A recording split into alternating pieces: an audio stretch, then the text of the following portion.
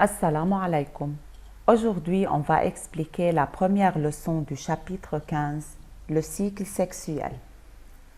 Dans le chapitre 1, vous avez étudié le système reproducteur féminin. Vous avez appris les événements qui suivent l'ovulation chez une femme. Vous savez maintenant que si l'ovulation est suivie de fécondation, l'embryon formé est implanté dans l'utérus où il se développe pendant 9 mois. Tandis que si l'ovulation n'est pas suivie de fécondation, les règles surviennent. Cette menstruation réfère au sang déchargé de l'utérus de la femelle. Dans ce chapitre, vous découvrirez la structure de l'utérus et les modifications apportées à cet organe féminin pour permettre l'implantation de l'embryon. Vous découvrirez également le système de régulation qui contrôle ces modifications utérines, ainsi que d'autres modifications dans d'autres organes féminins. Commençons par l'anatomie de l'utérus. L'utérus possède la forme et la taille d'une poire à l'envers. Il est formé d'une partie supérieure large, le corps, et d'une partie inférieure étroite, le col. Le document A du livre montre une coupe longitudinale de l'utérus.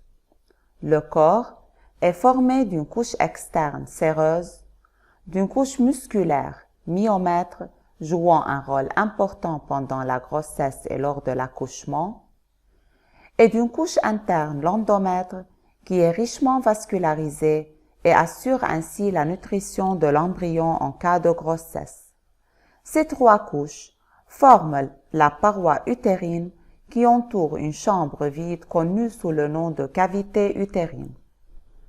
Le col de l'utérus est relié à l'utérus par une ouverture interne et au vagin par une ouverture externe. Entre ces deux ouvertures, la muqueuse du col de l'utérus est riche de glandes sécrétrices de mucus. Le document B de vos livres examine de plus près la paroi utérine. Dans ce document, vous pouvez voir que l'endomètre, qui est la couche la plus interne de la paroi utérine, est à son tour composée de deux couches. La couche basale qui contient les cellules souches indifférenciées, capables de division cellulaire, et la couche fonctionnelle ou superficielle qui est hautement vascularisée et contient des glandes endométriales qui sécrètent des substances nécessaires à l'implantation et au développement ultérieur de l'embryon. Mais la paroi utérine d'une femme n'a pas toujours la même apparence si elle est observée à différents moments de son cycle. Le document C de vos livres montre la coupe transversale de l'utérus d'une femme à différents instants. La première figure pendant les règles montre comment la couche superficielle de l'endomètre se détache et la couche basale est presque exposée. Tandis que quelques jours avant les secondes règles, cette couche superficielle devient encore plus épaisse, avec une forme différente également. Il semble que la paroi utérine subisse quelques modifications tout au long du cycle féminin. Ces modifications sont répétées chaque mois, nous disons qu'ils sont cycliques. Les changements cycliques de la couche superficielle de l'endomètre sont appelés cycle endométrial. Le document D de vos livres montre ce cycle endométrial et les différentes phases que vous voyons ensemble. Pendant les règles, la couche superficielle de l'endomètre dégénère. La desquamation de cette couche expose les vaisseaux sanguins en dessous et provoque des saignements qui se prolongent en moyenne 5 jours. Ensuite, après les règles, l'endomètre commence à s'épaissir en raison de la prolifération des cellules de la couche basale. C'est pourquoi cette phase est appelée phase de prolifération. Pendant cette phase, les glandes utérines commencent à se développer et l'endomètre devient richement vascularisé. 14 jours avant les prochaines règles, l'épaississement de l'endomètre est accéléré. Il devient vraiment épais. et les glandes utérines commencent à sécréter un liquide riche en nutriments pour toute implantation potentielle de l'embryon. C'est pourquoi cette phase est appelée phase de sécrétion. Pendant cette phase de sécrétion, l'endomètre ressemble à la dentelle.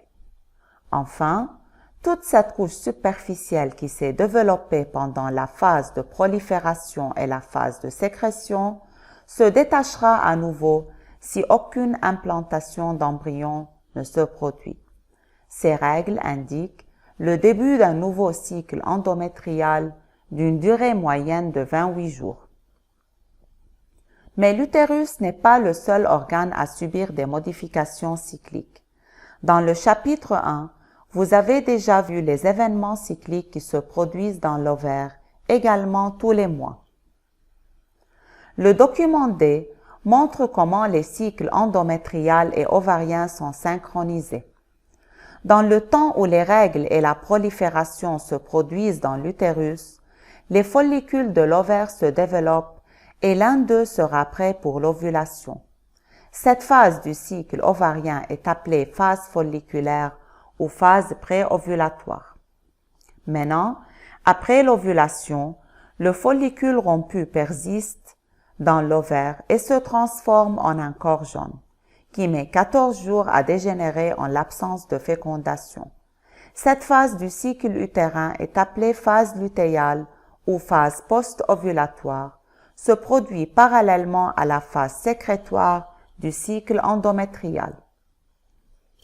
Les modifications cycliques du corps féminin n'incluent pas seulement l'ovaire et l'utérus.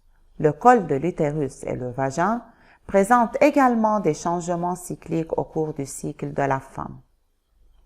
La muqueuse du col de l'utérus sécrète du mucus tout le long du cycle de la femme.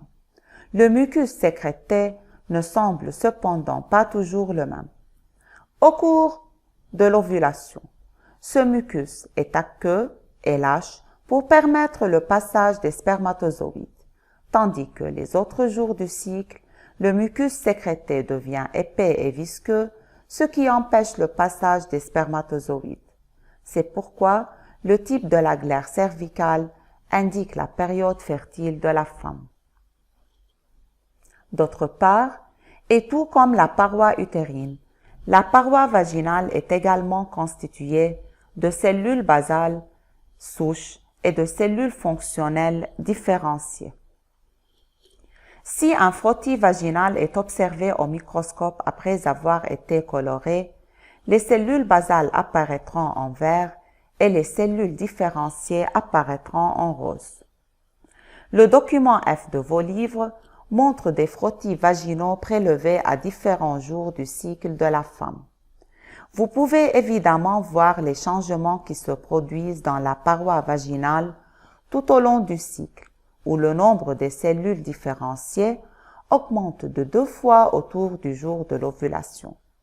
Ces cellules sont responsables des sécrétions nécessaires pour faciliter le rapport sexuel autour de l'ovulation. Une autre modification au cours du cycle de la femme est liée à sa température corporelle. Le document E du livre montre la variation de la température corporelle d'une femme tout au long du cycle.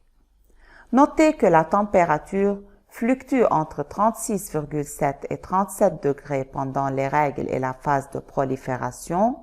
Cependant, elle augmente à l'ovulation pour atteindre 37,2 degrés et fluctue autour de cette valeur jusqu'à la fin du cycle. Pour résumer, dans ce document, vous avez appris les modifications qu'une femme subit tout au long de son cycle.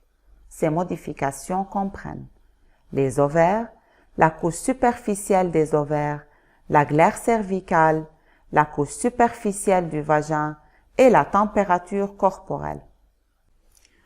Toutes les modifications énumérées ci-dessus se produisent d'une manière cyclique. Non seulement ces modifications sont cycliques, mais elles sont également synchronisées, c'est-à-dire elles se produisent parallèlement les unes aux autres. Avez-vous déjà entendu parler du mot synchronicité? Bon, la synchronicité par définition et lorsque des événements qui semblent sans rapport se produisent ensemble de manière parallèle. Mais la synchronicité des événements dans le corps féminin ne se produit-elle que par coïncidence, ou peut-être que cette synchronicité indique une régulation sous-jacente? C'est ce que vous découvrirez dans le prochain document. N'oubliez pas de réaliser les tâches demandées, lire les parties 1 et 2 de l'essentiel et de résoudre l'exploitation du document. Cette vidéo était présentée par Nancy Rosson. Merci pour votre attention.